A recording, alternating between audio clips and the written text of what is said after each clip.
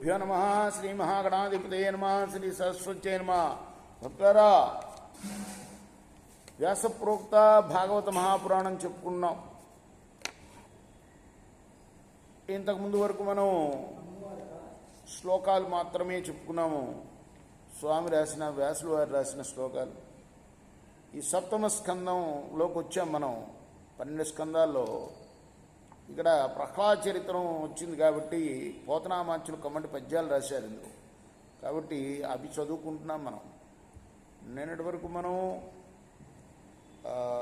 19 భాగాలుగా ఈ సప్తమ స్కందాన్ని చెప్పుకున్నాం. ఈరోజున 20వ భాగం చెప్పుకున్నాం. అర్ధ ప్రక్రియ నుండు రాడు పలుకండస్మత్ ప్రతాపక్రియ గంధం వించుకలేదు. మీరు గురువుల్ కారుణ్య చిత్తుల్ మనోబంధుల్ మాన్యులు మాకు పెద్దలు మమ్ము పాటించి ఈ బాలకును గ్రంథంబుల్ చదివించి నీతి కుశలంగా చేసి రక్షింపరే. చండ అమార్కులు ఇద్దరు తన యొక్క గురువుగారైన శుక్రాచార్యులు వారి పుత్రులు. వాళ్ళని పిలిపించి వాళ్ళని ప్రార్థిస్తున్నాడు హిరణ్యకశిపుడు.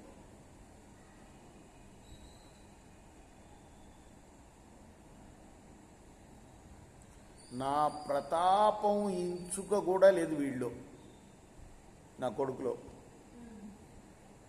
మీరు మాకు గురువులు, కారుణ్య చిత్తులు, కరుణతో నిండిన మనస్సు కలవాలి. మీరు మనోబంధులు, మాకు మాన్యులు, మాకు గౌరవనీయులు, మాకు పెద్దలు.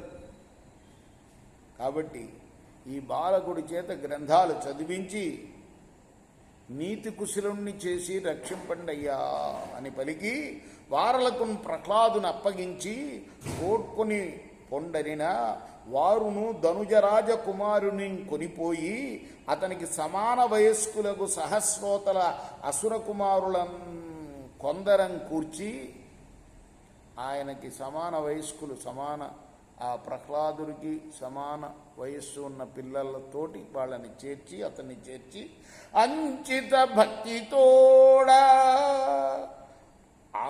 ధనుజాధిపు గేహ సమీపము ప్రవేశించి సురారి రాజసుతు చేకొని శుక్రకుమారకుల్ పఠింపించిరి. పాఠయోగ్యములు పెక్కులు శాస్త్రములు ఆ కుమారుడాలించి పఠించి అన్నీయు చలింపని వైష్ణవ భక్తి పూర్ణుడై అవన్నీ చక్కగా చదువుకున్నాడు, వాళ్ళు నేర్పిన గ్రంథాలన్నీ కూడా. అయితే విష్ణు భక్తి మాత్రం ఏమాత్రం మనసులో చెలించలే అతనికి. ఏ పగిది వారు చెప్పినా ఆ పగిదిన్ చదువు కాని అట్టిట్టని ఆక్షేపింపడు. తానన్నీ రూపించిన మిజ్జలని నిరూఢ మనీషన్. అంతం కొన్ని దినంబులేగిన సురేంద్రారాతి శంకాన్విత స్వాంతుండై నిజనందనున్ గురువులేజాడం పఠింపించిరో.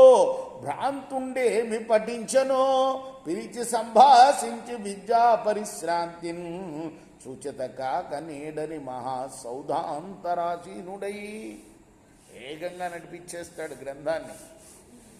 పోతనామాచ్యులు వాడు మహాకవి. పోతన మామూలు వాడు కాదు. అయిపోయింది, చదువులు పూర్తి చేశాడు. చదువులు చెప్పినవన్నీ వెంటనే నేర్చుకుంటున్నాడు. అక్కడ ప్రహ్లాదు, ఇక్కడ తండ్రి ఒకసారి పిలిపించి చూద్దాం ఏమేం చెప్తున్నారు వాళ్ళు, ఏమేం చదువుకుంటున్నాడు నా కొడుకు అని పిలిపించాడు. మోదముతోడ దైత్యకుల ముఖ్యుడు రమ్మని చీరబంచే ప్రహ్లాద కుమారకున్ భవ మహాన్నవతారకు గమరోషలోభాది విరోధి వర్గ పరిహారకు కేశవ చింతనామృతాస్వాద కఠోరకు కలుషజాల మహోగ్రవని కుఠారకు. ఇట్లా చారుల చేత ఆహూయమానుండై ప్రహ్లాదుండు సనుదించిన ఉత్సాహ ప్రభు మంత్రి శక్తియుతమై ఉద్యోగ సంరూఢ సంవిత్సన్ పన్నుడు వైతివే చదివితే వేదంబుల్ శాస్త్రముల్. మనం ఏదో రాక్షసులు అనుకుంటాం, రాక్షసులైన బ్రాహ్మణులేవాడు కదా. బ్రహ్మహత్యాపాతకం అంటుకుంటేనే కదా రామేశ్వరంలో రావణుడు చంపినందుకు అంటుకుంటేనే కదా అక్కడ శివప్రతిష్ఠ చేశాడు రాముడు కదా. ఈ బ్రాహ్మణుడు కూడా చదువుకోవాలి, వేదాలు శాస్త్రాలు అన్నీ కూడాను, ఏ ప్రహ్లాదుడు కదా. కాబట్టి చక్కగా చదివావా, వేదాలు చదివావా, శాస్త్రాలు చదివావా ప్రశ్నిస్తున్నాడు. ఎవరు? హిరణ్యకశిపుడు ప్రహ్లాదుని పిలిపించి, వత్సా ఇవన్నీ చదివావుటయ్యా అని అడిగితే, అనుదిన సంతోషణములు జనిత శ్రమతాప దుఃఖ సంశోషణములు తనయుల సంభాషణములు జనకులకు కర్ణయుగుల సద్భూషణములు. ఎందుకు? తన కొడుకు కనుక మాట్లాడిన మాటలు వింటే అవి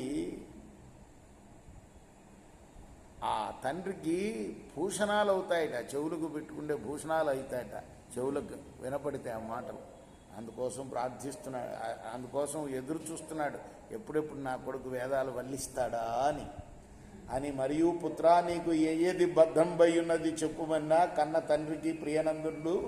ఇట్లని కమ్మటి పద్యం అందరూ చదువుతుంటారు, వినండి. ఏది నీకు ప్రియమైందయ్యా చెప్పవయ్యా అంటే అంటున్నట్ట, ఎల్ల శరీరధారులకు ఇళ్లను చీకటి నూతి లోపలంత్రళ్ళక వీరు నేననుమతి భ్రమణంబున భిన్నులై ప్రవర్తిల్లక సర్వమున్నతని దివ్య కళామయమంచు విష్ణునందుల్లము చేర్చి తారడవి నుండుట మేలు నిశాచరాగ్రణి.